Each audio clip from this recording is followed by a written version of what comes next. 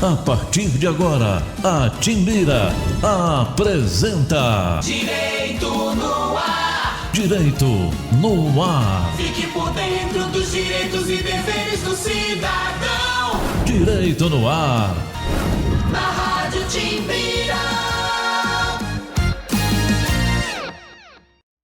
No ar, Heraldo Moreira, comunicando.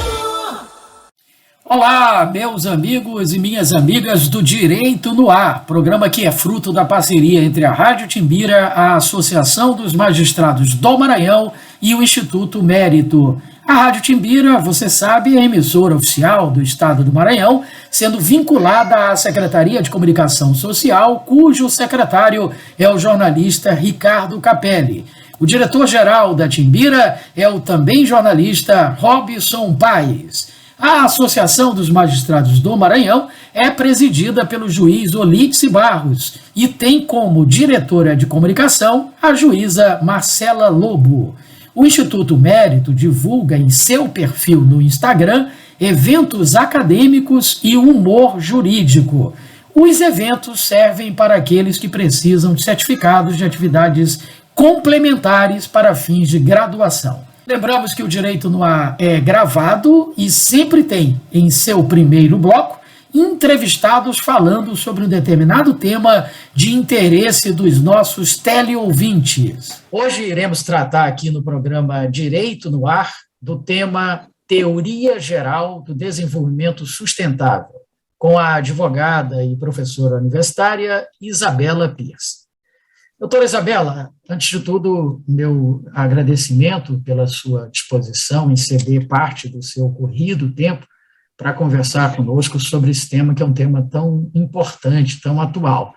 Mas como é a primeira vez que a senhora é entrevistada pelo Direito no Ar, tradicionalmente, na primeira vez, a gente pergunta um pouquinho sobre a carreira do entrevistado, até para que sirva de incentivo, de estímulo para as pessoas que estão nos vendo e nos ouvindo. Então, doutora Isabela, por que a advocacia e por que a docência? Bom, Heraldo e todo mundo que está nos ouvindo, muito obrigada pela audiência de vocês, muito obrigada pelo interesse de conhecerem um pouquinho mais.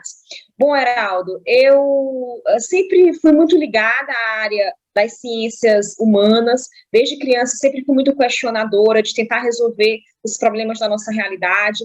Eu não tinha os conceitos teóricos que hoje eu tenho em mente, mas eu já tinha o sentimento de olhar para um problema social, um problema socioeconômico e querer resolver aquilo. Eu, por exemplo, via pessoas em situação de extrema pobreza. Eu nasci no Piauí, eu via também o meu estado natal, o Piauí, com muita pobreza na zona urbana, na zona rural principalmente, e via que não existia plantações ali. Eu me lembro, eu criança, eu andando pelo interior do Piauí, eu pensava, por que as pessoas não estão plantando, né? E tinha notícias de fome no interior do estado, e eu pensava, por que as pessoas estão passando fome? Então, eu sempre tive, desde muito cedo, essa vontade de querer resolver esses problemas que afetam de forma coletiva a nossa sociedade. E aí isso acabou me levando ao estudo das ciências humanas. Então, já na adolescência, comecei a estudar muito economia, comecei a estudar muito história, geografia, geopolítica, até que finalmente cheguei na graduação, escolhi o curso de Direito pela minha afinidade com as ciências humanas e acabei escolhendo esse curso. Até pensei em fazer relações internacionais na época, mas acabei mesmo optando por Direito. E quando eu optei por Direito, eu já tinha também escolhido um tema que iria me acompanhar por toda a minha vida, que é o tema do desenvolvimento sustentável. Esse tema eu comecei a estudar ele na adolescência, por isso é que eu brinco que são 20 anos que eu estudo desenvolvimento sustentável. Quem vê na minha cara, assim, eu tenho uma cara ainda de menina, né? As pessoas brincam que tenho cara de menina, mas já são 20 anos que eu estudo desenvolvimento sustentável, porque eu comecei na adolescência. E aí, durante o curso de Direito, então, eu me debrucei sobre o estudo do desenvolvimento sustentável e das leis que estão relacionadas a isso. São várias áreas do direito que estão relacionadas ao tema, como o direito ambiental, o direito administrativo, o direito tributário, em alguma parte também, mas principalmente, claro, o direito ambiental. E depois disso, depois da graduação, eu resolvi aprofundar meus estudos e fiz o mestrado e doutorado na Universidade de Coimbra, em Portugal. Também passei algum tempo, né, alguns meses estudando na Universidade de Estrasburgo, na França. Eu resolvi aprofundar meus estudos porque eu queria ter essa bagagem teórica para responder aqueles questionamentos que desde criança me fazia, né, os questionamentos de como desenvolver uma região socioeconomicamente pobre. Como eu falei para vocês, eu nasci no estado do Piauí, que não é muito diferente do estado do Maranhão em termos de IDH, infelizmente, são dois estados que têm um dos menores IDHs do Brasil. Então, quando eu terminei meus estudos, eu vim para o Maranhão por questão de trabalho, consegui um trabalho aqui, em primeiro lugar, a princípio na UNDB, virei coordenadora de pesquisa na UNDB, e hoje não sou mais, mas na época eu fui coordenadora de pesquisa, e, portanto, no Maranhão, todo aquele sentimento que eu tinha criado de querer solucionar esse problema no Piauí, meu estado natal, eu também trouxe para o Maranhão, até porque as realidades são muito parecidas. E uma vez aqui dentro do Maranhão, como coordenadora de pesquisa da UNDB, eu comecei a aplicar no âmbito acadêmico toda aquela bagagem de academia que eu vinha trazendo, que eu vinha estudando ao longo dos últimos anos.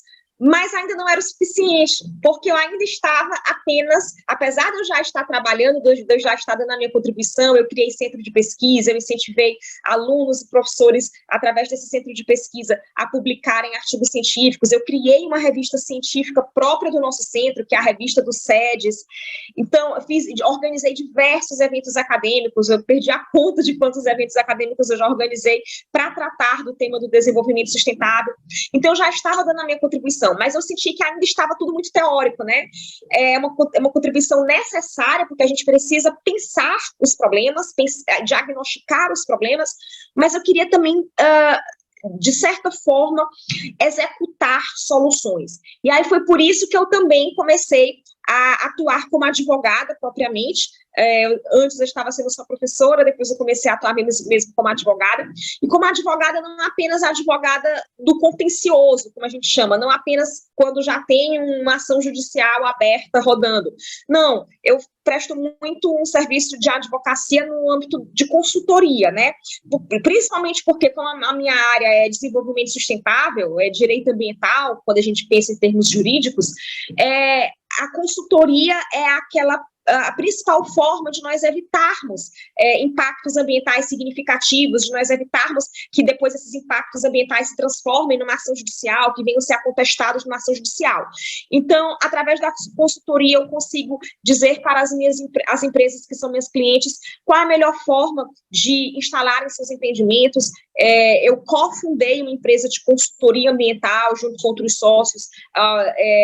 O meu sócio hoje principal, né, é o Francesco Serrato, ele é engenheiro civil e ambiental, e a gente faz uma dobradinha, então, né, eu respondo pela área jurídica, ele responde pela área da engenharia, e nós temos uma equipe muito boa que inclui engenheiros, biólogos e etc. Então, a gente consegue dizer para os nossos clientes como instalar os seus empreendimentos, né? A gente faz estudos ambientais, como estudo de impacto ambiental e outro tipo de estudos que vão mostrar como diminuir o impacto ambiental de qualquer empreendimento e como aumentar os impactos positivos, né? Diminuir os impactos negativos e aumentar os impactos positivos. Então, foi dessa forma, né? Desde a minha infância, passando pela adolescência, sempre no intuito, no sentimento de querer resolver problemas, os problemas da nossa realidade, de querer ajudar a desenvolver a nossa região, foi que eu cheguei no tema do desenvolvimento sustentável, foi que eu me tornei advogada, e que hoje eu sou uma advogada consultora, principalmente uma advogada consultora, continuo sendo professora também, hoje eu sou professora da UFMA e da UEMA, e estou também também sou presidente da Comissão de Desenvolvimento Sustentável da OAB. E estou sempre trabalhando em diversas frentes com meus alunos, fazendo projetos sociais, fazendo atos de limpeza de praia, também atos bem simbólicos para chamar a atenção da sociedade para esses problemas. Então, acho que, de uma forma geral, seria essa a resposta para a sua pergunta. Maravilha.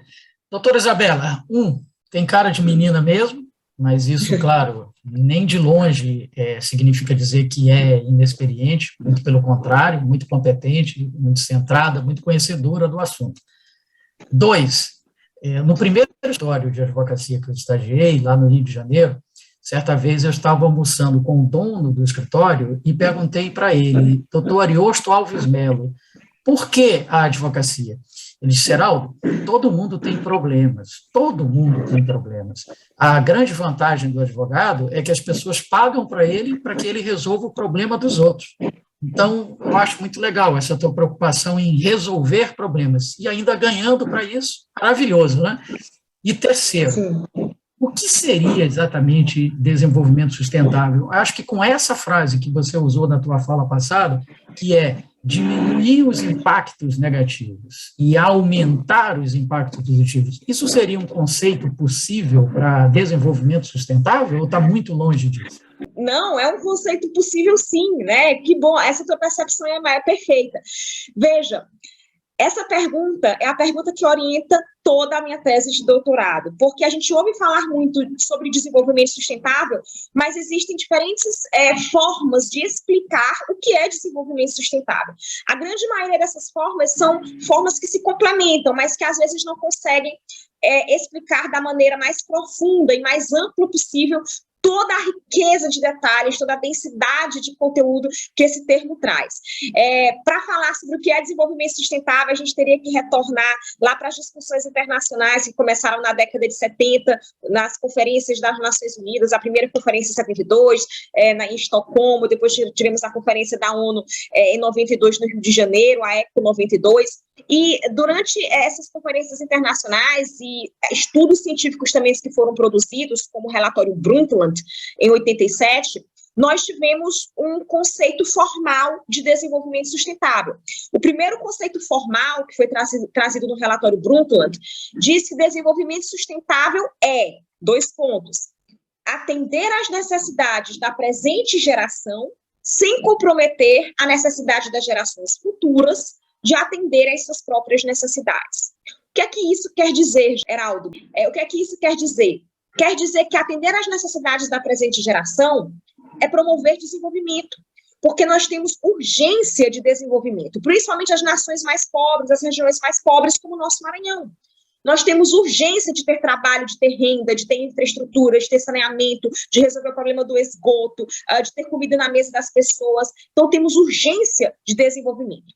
Para ter desenvolvimento, nós precisamos de atividades econômicas, precisamos que a economia funcione, precisamos ampliar as atividades econômicas, porque a gente precisa de riqueza econômica, tanto a riqueza econômica que vai diretamente gerar trabalho e renda através das empresas, por exemplo, como também aquela que vai ser paga em tributos e o Estado vai conseguir aplicar esses tributos em saúde, em educação, em serviços essenciais que vão garantir vida digna à população.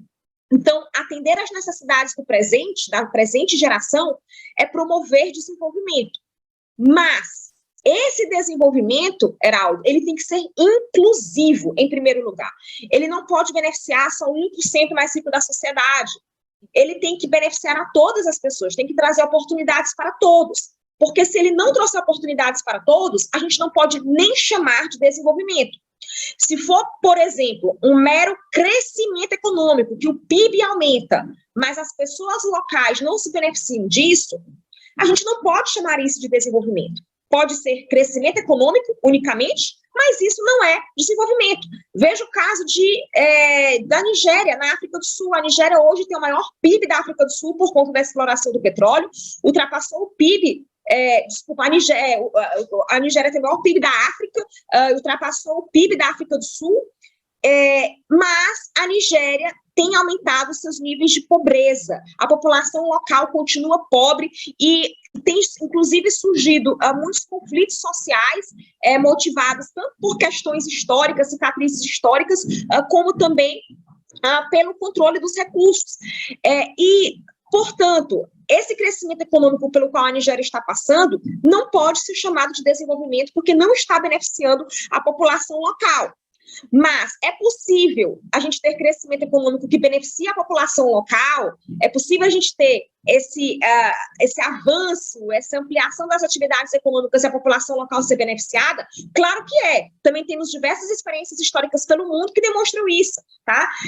O que é que a gente precisa? Garantir que as pessoas do local, que as pessoas onde acontecem as atividades econômicas sejam beneficiadas. Isso é desenvolvimento inclusivo, isso é atender às necessidades da presente geração. E aí eu chego na segunda parte do conceito, que é sem comprometer a capacidade das gerações futuras de atender a essas próprias necessidades. O que é que quer dizer isso? Que esse desenvolvimento que eu faço hoje, mesmo se ele for inclusivo, mesmo se ele beneficiar a todos, ele também tem que ser pensado de uma forma que beneficie as futuras gerações, que beneficie os nossos filhos, netos, aqueles que ainda nem nasceram. Do que eu estou falando? Eu estou falando de proteção ambiental, porque se eu realizar um modelo de desenvolvimento que não se preocupe em perdurar no tempo, que não se preocupe em proteção ambiental, para a gente garantir que no futuro as gerações que viverão terão também um planeta para habitar, terão água, terão solo, terão um clima estável, então esse desenvolvimento que nós fazemos hoje, ele vai ser um desenvolvimento de curto prazo, vai ser um ciclo econômico de 10, 20, 30 anos e vai acabar e não vai deixar nada para as futuras gerações. Então, quando eu falo de futuras gerações, eu estou dizendo que esse desenvolvimento precisa ser sustentável, duradouro, né? Por isso que a palavra sustentável na França, esse adjetivo, ele é substituído pelo termo duradouro. Eles, lá na França, eles chamam desenvolvimento duradouro, né? O que a gente chama de desenvolvimento sustentável, eles utilizam o adjetivo duradouro, que é a mesma ideia. A ideia é que o desenvolvimento precisa perdurar no tempo e chegar como um legado positivo até as futuras gerações. E para ele perdurar no tempo, tem que ter equilíbrio ambiental. Não é que a gente não possa modificar o ambiente, não é que a gente não possa usar os recursos naturais. Podemos, mas não de uma forma que comprometa o equilíbrio ecológico, não de uma forma que diminua o equilíbrio ecológico, que faça com que haja um declínio dos serviços ambientais prestados pela natureza, como serviço de regulação do clima, como serviço da água. São serviços ambientais que estão hoje em franco declínio e vão explodir como uma bomba para as futuras gerações. Um outro exemplo dessa bomba é que nós estamos vivenciando a sexta grande onda de extinção das espécies. A última que aconteceu foi aquela de 66 milhões de anos atrás que matou os dinossauros. Aquela aconteceu por conta de um meteoro que caiu. E hoje o meteoro somos nós, seres humanos, que estamos provocando a sexta grande onda de extinção das espécies. Então, quando eu digo sustentável, eu quero dizer que esse desenvolvimento tem que perdurar no tempo. E a única forma dele perdurar no tempo e ele chegar aos nossos filhos, netos, bisnetos e todo mundo que ainda vai viver é se ele promover, se ele for feito dentro de uma base de equilíbrio ecológico. Então, isso seria desenvolvimento sustentável. Uma outra forma de explicar tudo isso que eu falei, de uma forma bem simples, seria falar da tríade do desenvolvimento sustentável, é aquela que diz que o desenvolvimento sustentável é a aliança, né, é a conciliação entre crescer economicamente, incluir socialmente e proteger ambientalmente. A dimensão econômica, social e a ambiental.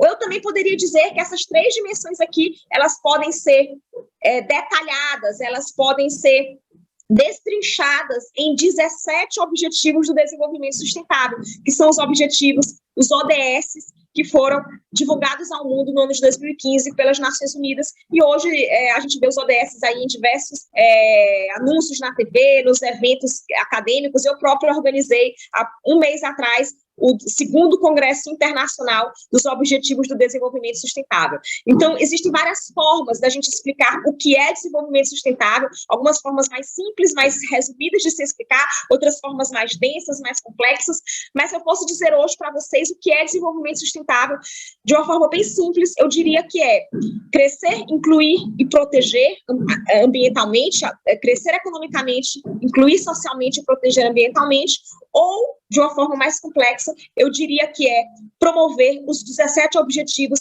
do Desenvolvimento Sustentável, em benefício do desenvolvimento hoje e para que esse desenvolvimento perdure no tempo, alcançando as futuras gerações. Maravilha, uma aula sobre desenvolvimento sustentável em poucas palavras. Doutora Isabela, a senhora falou que esse trabalho que foi feito, esse estudo profundo sobre o desenvolvimento sustentável, ele é relativo ao seu doutoramento lá na Universidade de Coimbra.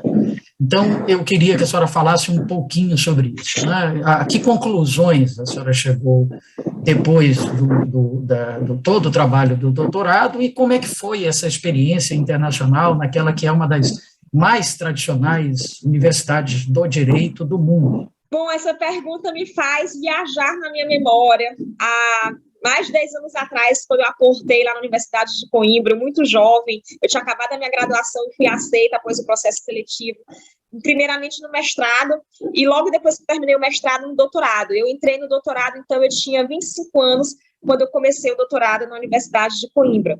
E foram os anos, acho que talvez os anos mais felizes, no sentido de leves, né, da minha vida, porque eu estava com toda a vida ainda pela frente e sentindo que ali eu estava produzindo as bases do conhecimento que iriam guiar a minha vida. E, de fato, foi isso que aconteceu. A Universidade de Coimbra, como você bem mencionou, é uma das mais antigas do mundo, tem quase 1000 anos, é uma das mais tradicionais também do mundo, em vários cursos, como o curso de Direito, e ela é uma grande, como o próprio nome diz, é um universo, né? Ela é uma universidade, no sentido de ser um universo de conhecimento, com pessoas do mundo inteiro. Eu tinha colegas do mundo inteiro, professores do mundo inteiro. Ela te proporciona se sentir um cidadão do mundo. Quando você está lá, você realmente sente que o mundo inteiro está ali pesquisando junto, estudando junto com você. E nós fomos forçados na Universidade de Coimbra a ir além, muito além do conhecimento que a gente chega lá. Eu me lembro que logo nas primeiras aulas eu tive como professor o J.J. Gomes Conotilho, que é um grande constitucionalista, o livro dele é muito estudado aqui no Brasil, e aí ele perguntou na sala de aula quais eram os idiomas estrangeiros que os alunos falavam. E tinha muitos brasileiros na turma, e todos os brasileiros, né, disseram orgulhosamente, escreveram no papelzinho, que orgulhosamente conseguiam ler em inglês e espanhol, achando que já era muita coisa. Mas aí, quando o Canotilho pegou a lista e viu que os brasileiros só tinham escrito inglês e espanhol, ele deu um risinho, aí disse: sinto muito, porque eu vou passar para vocês muitos livros em francês, em italiano, em alemão, mas isso não é problema. Vão bem ali e façam um curso de alemão. Daqui até o final do semestre vocês aprendem. Então, todo mundo da turma correu para se matricular nos cursos de diversas línguas para a gente aprender outros idiomas no espaço ali de poucos meses. É claro que muitas pessoas aprenderam só o suficiente para conseguir ler o texto, né? Mas acabou que muitos idiomas realmente outras pessoas se empenharam e depois continuaram com os estudos e aprenderam para a vida. Eu própria, foi depois disso, por exemplo, que eu resolvi fazer o intercâmbio na Universidade de Estrasburgo, na França, motivada por isso. Também depois aprendi italiano, né? Hoje eu sou fluente também em italiano, até por conta do meu marido. Eu acabei conhecendo o italiano e me casei, trouxe o meu marido italiano aqui para o Brasil. Então, a Universidade de Coimbra, ela é o que o próprio nome diz, um universo, né? Ela abre as portas assim, de um universo de conhecimento, um universo de cultura, um universo de troca de experiências culturais com diversos países do mundo. Ninguém passa pela Universidade de Coimbra e fica a mesma pessoa. Você realmente muda, enquanto não muda. Claro que você não muda a sua essência, porque eu me sinto a mesma pessoa que eu era quando eu era criança, né? Eu tenho os mesmos sentimentos básicos, mas você muda no sentido de você ter uma visão de mundo muito mais ampliada, né? Uma visão de universo. Então, foi uma experiência fabulosa para todo aluno meu que diz que quer estudar, fazer mestrado, doutorado. A minha resposta sempre se você tiver a oportunidade, agarre e vá, né? Enquanto eu estava lá, eu agarrei essa oportunidade, fiz intercâmbio, com o dinheiro, pouco dinheiro no bolso, que era o dinheiro de estudante que eu tinha, era pouco mesmo, mas botei a mochila nas costas e viajei muito fazendo mochilão. Então, viajei por vários outros países, conhecendo a realidade de vários outros países com a mochila nas costas. Então, foi uma experiência que eu acho que todo mundo que tiver essa oportunidade deveria agarrar a oportunidade e fazer uma experiência assim. E depois, quando eu voltei, passei o mestrado, o primeiro ano do doutorado, e voltei ao Brasil para escrever a tese aqui, né? Fiz um ano de aulas lá, mas voltei ao Brasil para escrever aqui. E foi um trabalho muito desafiador escrever a tese de doutorado enquanto eu comecei a trabalhar, porque, como eu falei anteriormente, quando eu voltei ao Brasil, eu vim para o Maranhão por conta de uma proposta de trabalho. Comecei como professora na UNDB, logo depois virei coordenadora de pesquisa, e era um trabalho bem intenso, um trabalho que eu amava fazer, mas ao mesmo tempo me demandava muito. Então, foi um desafio muito grande, escrever a tese e trabalhar. E aí, logo depois, também abri a minha empresa, depois fui assessora do Porto do Itaqui, na área de meio ambiente e planejamento. Então, em todos esses trabalhos, eu estava trabalhando ao mesmo tempo escrevendo a tese. Foi desafiador, mas ao mesmo tempo foi muito bom, porque nesses trabalhos eu conseguia ver de forma concreta aquilo que eu estava estudando. No Porto do Itaqui, por exemplo, eu conseguia ver a instalação de novos equipamentos portuários, conseguia acompanhar uma série de construções que estavam acontecendo no porto, ampliando a capacidade portuária, e isso gerando mais riqueza para o estado do Maranhão, uma riqueza que eu acredito que é uma das vias de desenvolvimento que nós temos, que deve ser mais aproveitada, tá? Eu sempre defendo que o nosso setor portuário é a melhor chance que nós temos de desenvolvimento do estado do Maranhão, mas ele tem que ser melhor aproveitado em benefício da população local. Como? Gerando trabalho e renda para a nossa população local. Se nós, por exemplo, industrializarmos os produtos maranhenses, a gente consegue exportar esses produtos com maior valor agregado pelo Porto do Itaqui e outros terminais que vão se instalar. Então, eu sempre defendo isso, defendo muito o setor portuário, mas eu também digo que o setor portuário tem que, de certa forma, promover o desenvolvimento inclusivo, incluindo a população local do Maranhão. E, para isso, a gente precisa de indústrias no estado do Maranhão, precisamos agregar valor nos nossos produtos, precisamos exportar produtos de maior valor agregado, e na hora que a gente industrializa esses produtos, a gente também está gerando trabalho e renda aqui. Bom, mas esse foi o desafio de escrever a tese, trabalhando e vivenciando todas essas vertentes profissionais ao mesmo tempo. Beleza. Olha, um papo extremamente rico, gostoso, agradável, interessante com a doutora Isabela Pierce sobre desenvolvimento sustentável, mas, infelizmente, o nosso tempo está chegando ao fim. Então, o espaço agora, doutora Isabela, para suas considerações finais, especialmente para que a senhora possa convidar também os nossos teleouvintes para acompanharem o lançamento do seu livro, que é fruto de todo esse trabalho do doutoramento, e que está prestes a ser lançado, não é isso? Exatamente. Então, a minha tese de doutorado, ela foi defendida, eu terminei ela em 2019, por conta da pandemia, só consegui defender em 2020, e como essa pandemia, infelizmente, de certa forma, vai e vem, não é? Desde 2020, a gente tenta realizar o evento de lançamento, mas ele vem sendo adiado, e aí agora a gente finalmente vai ter mesmo o evento de lançamento da tese, vai acontecer, na verdade, vão acontecer várias sessões de lançamento nas próximas semanas, e eu convido todos vocês a acompanharem, para vocês saberem quando será, onde será, cada evento de lançamento. Eu convido a me seguirem nas redes sociais, em especial no Instagram, no LinkedIn, no Twitter. No Instagram é só colocarem meu nome, Isabela Pierce, e vocês vão me encontrar por lá. Todas as minhas atividades, os eventos que eu faço, as atividades que eu promovo, tudo eu divulgo por lá. Então, eu realmente convido vocês a me acompanharem e participarem, tá? Os eventos vão ser bem legais, porque eu vou falar sobre o livro, eu vou dar uma espécie de mini aula, tá? Vai ter um evento especificamente que eu vou dar uma aula mais ampliada, e que a gente pretende filmar essa aula e transformar isso num documentário educativo depois, a ideia é que se transforme num documentário. Então, vai ser muito legal ter a presença de todos vocês, tá bom? Todos convidados. Maravilha! A gente agradece muito a presença hoje no programa Direito no Ar, com a advogada e professora universitária Isabela Pierce, que conversou conosco sobre teoria geral do desenvolvimento sustentável. Faremos agora um rápido intervalo, mas logo estaremos de volta com o seu Direito no Ar. Continue conosco. Estamos apresentando Direito no Ar. Direito no Ar. Fique por dentro dos direitos e deveres do cidadão. Direito no Ar. Na Rádio Timbira.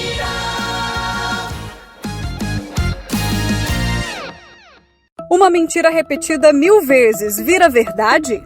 Não! É falso que o Supremo tenha tirado poderes do presidente da República de atuar na pandemia.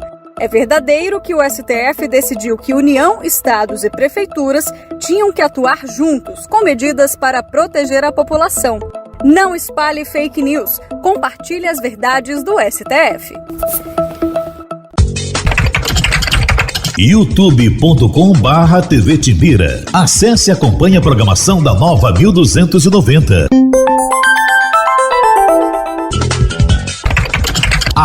@Rádio Timbira no Facebook, Twitter e Instagram. É a Nova 1290 no seu computador ou smartphone. Estamos de volta. Direito no Ar. Direito no Ar. Fique por dentro dos direitos e deveres do cidadão. Direito no Ar. Na Rádio Timbira.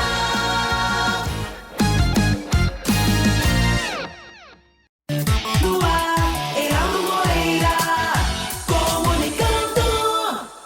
Estamos de volta aqui pela Rádio Timbira com o seu Direito no Ar, em parceria com a Associação dos Magistrados do Maranhão e o Instituto Mérito.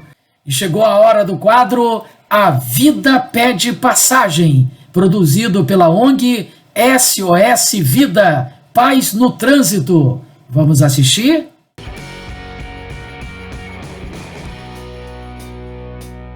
Bom dia, teleouvintes do programa Direito no Ar, do Heraldo Moreira, aqui da Rádio Timbira. Eu sou Lourival Cunha, presidente da SOS Vida pela Paz no Trânsito. E no quadro de hoje, A Vida Pede Passagem, falo para vocês a respeito da Semana Nacional de Trânsito, que é compreendida entre os dias 18 e 25 de setembro e está prevista lá no artigo 326 da Lei 9.503 de 1997, que é a lei que instituiu o Código de Trânsito Brasileiro.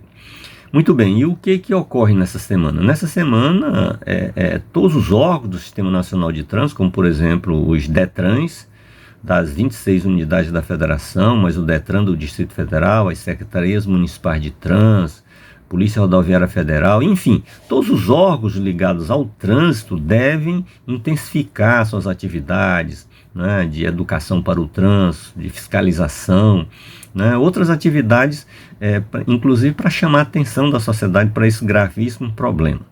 A SOS Vida pela Paz no Trânsito, que é uma entidade da sociedade, nós temos sempre uma programação, realizamos no último dia 21 uma grande ação educativa em faixa de pedestre, já a 144ª ação nós realizamos nesse sentido. Aqui o Comitê Vida no Trânsito, aqui de São Luís do Maranhão, por exemplo, está realizando, né, atividades também, o Instituto Hinaldo Abreu. Então, as entidades da sociedade e os órgãos do Sistema Nacional de Trânsito procuram intensificar suas atividades. E o que a SOS Vida pela Paz no Trânsito sempre conclama, ressalta, é que essas atividades devem sempre destacar os remédios que vão resolver esse problema da violência no trânsito, que mata tantas pessoas, que fere, que causa tanta dor e sofrimento nas famílias. Então, a SOS Vida destaca que em todas essas atividades deve-se destacar a educação para o trânsito, a fiscalização, a infraestrutura, que são os remédios, tá? E eu, neste momento, faço um apelo aqui a você, teleouvinte, que faça uma reflexão sobre os problemas da violência no trânsito e tome sua decisão. Eu também vou colaborar de alguma forma Por exemplo, se você decidir não beber, não dirigir mais após beber, usar sempre o cinto de segurança, não utilizar o celular enquanto estiver dirigindo, uma decisão que você toma e que vai servir para você, para sua família, para terceiros e para a sociedade como um todo. Então isso é o apelo que eu faço aqui, é a reflexão que eu trago hoje. Então, bom dia a todos e até o próximo programa.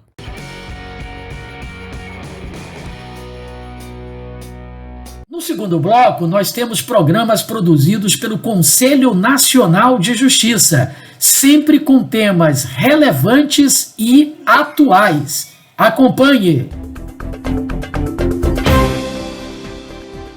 Olá, está no ar mais uma edição do Link CNJ. Aqui você acompanha assuntos da justiça que impactam o seu dia a dia, em reportagens e conversas exclusivas com personalidades do mundo jurídico. E hoje vamos falar sobre o uso de tecnologias pelo judiciário, que com a pandemia da Covid-19 foi ampliado, permitindo, além do atendimento remoto aos cidadãos, também auxiliar no cumprimento das rotinas da justiça, como a realização de audiências à distância, por exemplo. Recentemente, o Conselho Nacional de Justiça recomendou aos tribunais de todo o país a adoção de medidas específicas para garantir o acesso à justiça a todos. A sugestão está prevista em recomendação do CNJ. Entre as indicações está a instalação de pontos de inclusão digital, especialmente nas cidades que não têm unidades judiciárias. A ideia é criar salas que permitam a realização de atos processuais, com depoimentos por videoconferência, além de atendimentos em balcões virtuais. É qualquer sala que de forma adequada permita a realização dos atos processuais, principalmente de depoimento das partes, testemunhas e outros colaboradores da Justiça, por um sistema de videoconferência, bem como a realização de qualquer pessoa, qualquer cidadão ou cidadã brasileira, ao atendimento do balcão virtual que foi estabelecido pela Resolução 372 de 2021 do Conselho Nacional de Justiça. Esses pontos de inclusão digital vão ter que contar com mais de uma câmera no ambiente para que seja devidamente monitorado, ou aquelas câmeras 360 graus, de modo a possibilitar a visualização integral daquele espaço, permitindo que magistrado, integrantes do Ministério Público e as partes e seus advogados possam se certificar que aquele é um ambiente seguro para a realização dos atos processuais. As experiências de atendimento remoto já são realidade em alguns tribunais do país. O Tribunal do Estado de Rondônia é um exemplo com 2 fóruns digitais em pleno funcionamento e 7 a serem inaugurados até o próximo ano. Fizemos um convênio com a prefeitura cedeu um prédio e nós levamos para lá, então, um local para atermação, ou seja, para a pessoa propor a ação, que ela faz uma videoconferência com o atermador nosso, um servidor nosso da comarca, da sede da comarca. Eu tenho lá uma outra sala que é para as conciliações, então eu tenho mesa redonda, TV de 55 polegadas na parede, câmera, tudo certinho, onde as pessoas fazem a conciliação com o conciliador da sede da comarca, e montamos lá também uma outra sala, uma terceira sala, com uma sala de audiências completa, mesa de audiência, tudo certinho, o local do juiz, só que no lugar do local do juiz eu tenho uma televisão, né, assim, atrás, vamos dizer, da cadeira do juiz eu tenho uma televisão, e aí o juiz entra remotamente. Para que isso seja possível, é necessário que os tribunais estabeleçam acordos de cooperação com defensorias, procuradorias e seccionais da Ordem dos Advogados do Brasil, entre outras parcerias. O Conselho Nacional de Justiça, sabendo das dificuldades orçamentárias dos tribunais, recomendou que esses pontos de inclusão digital fossem conseguidos pelo Poder Judiciário através da celebração de acordos de cooperação com o Ministério Público, Defensoria, polícias, a própria Ordem dos Advogados do Brasil e a administração pública, municipal, estadual e federal. A importância dos pontos de inclusão digital é clara, e seu maior objetivo é garantir o acesso à justiça aos excluídos digitais. Nós temos uma grande parcela da população que não tem a autonomia digital que nós, instituição ou pessoas mais letradas, temos. os fóruns digitais são uma ponte segura para que essas pessoas possam acessar a justiça até que elas tenham a independência digital que é esperada. Para falar sobre o assunto, eu converso agora online com Deise Starling Mota, juíza auxiliar da presidência do CNJ, e ainda com Advardes de Barro Vinhal, presidente da Comissão Especial de Inteligência Artificial da OAB.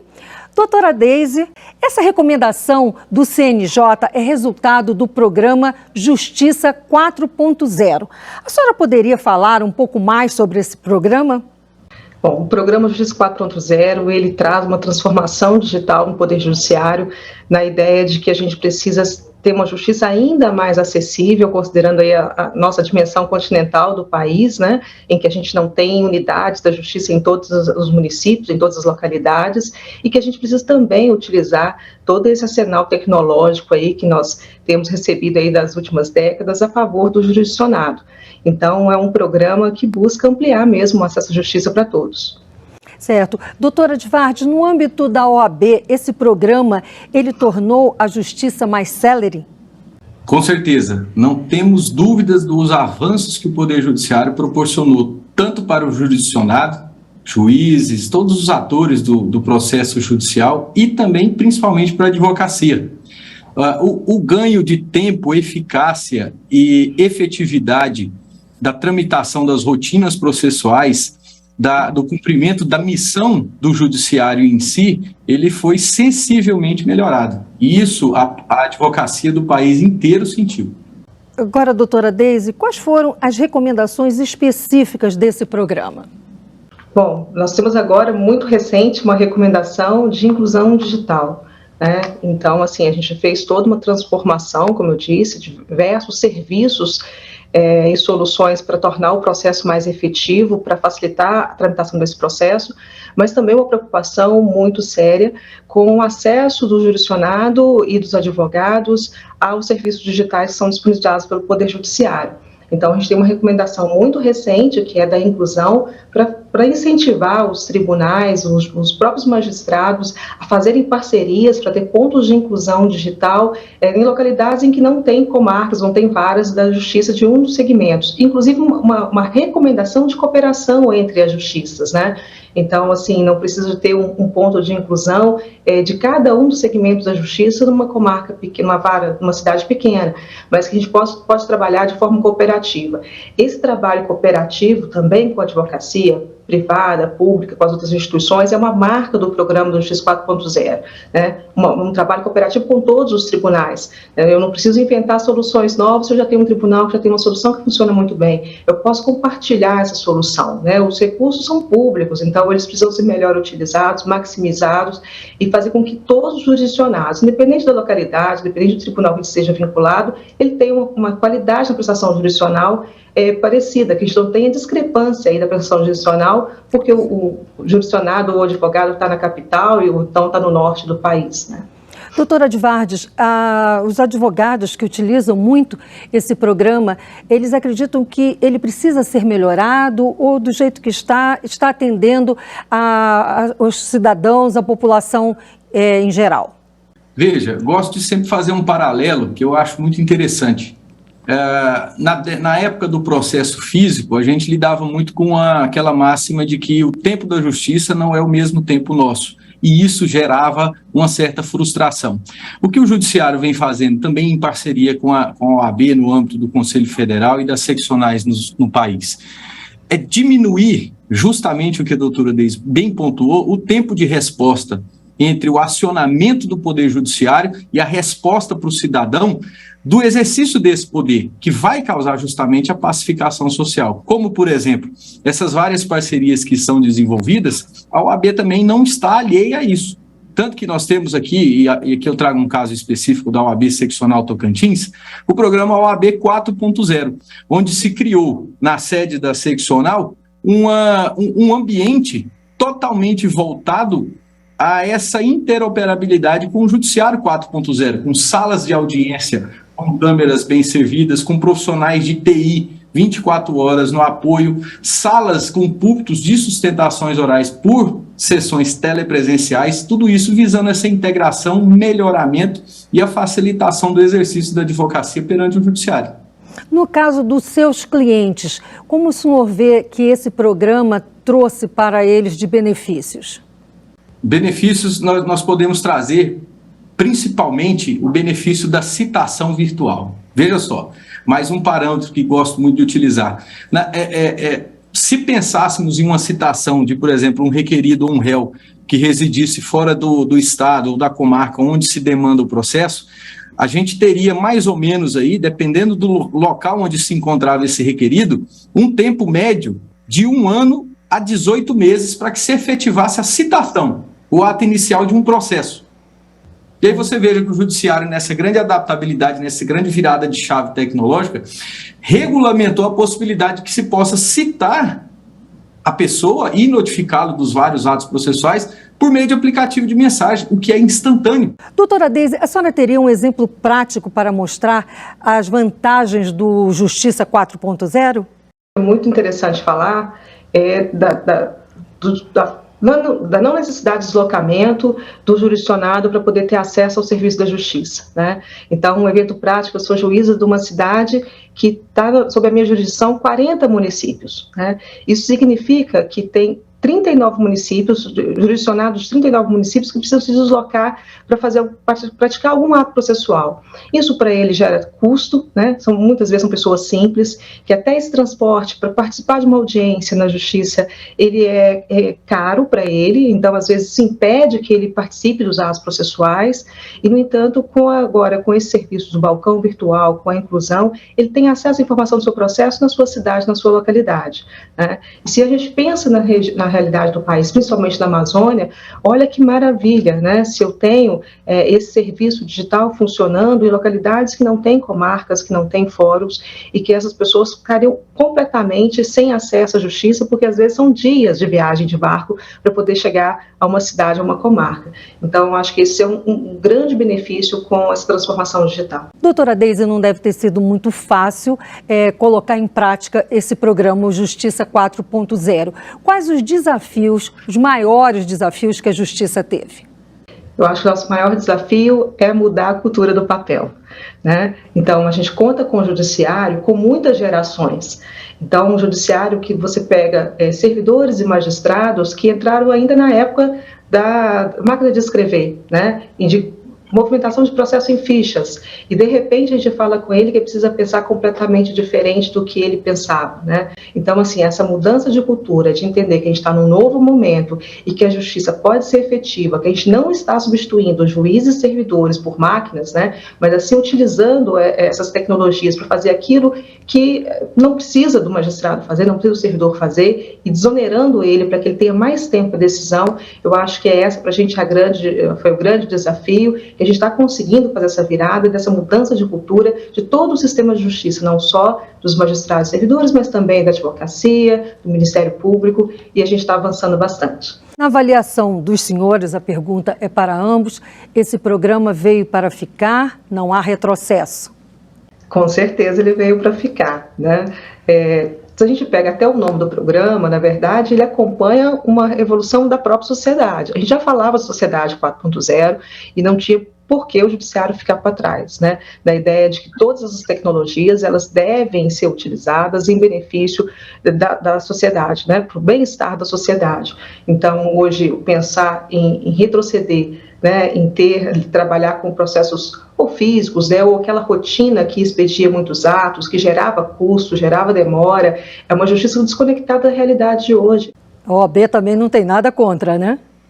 Veja, encaramos essa revolução tecnológica não como uma situação também que suplanta as demais, é mais uma ferramenta, mais uma porta de atuação do Poder Judiciário. Logicamente, todos os magistrados e magistradas do país, eles cumprem muito bem o seu papel de estar ali, presentes, junto com a sociedade, junto com o cidadão, junto com o jurisdicionado.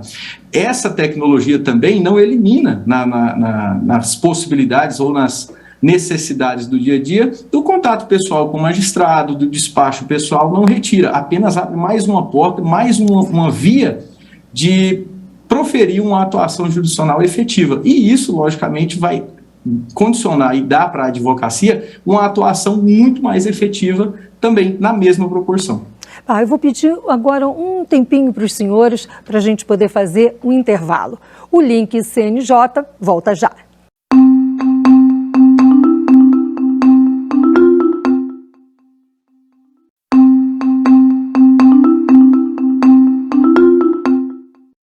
O link CNJ está de volta.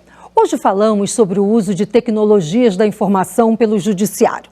Os nossos convidados são Deise Starling Mota, juíza auxiliar da presidência do CNJ, e Advardes de Barros Vinhal, presidente da Comissão Especial de Inteligência Artificial da OAB. Esses acordos de cooperação vão funcionar como, doutora Deise?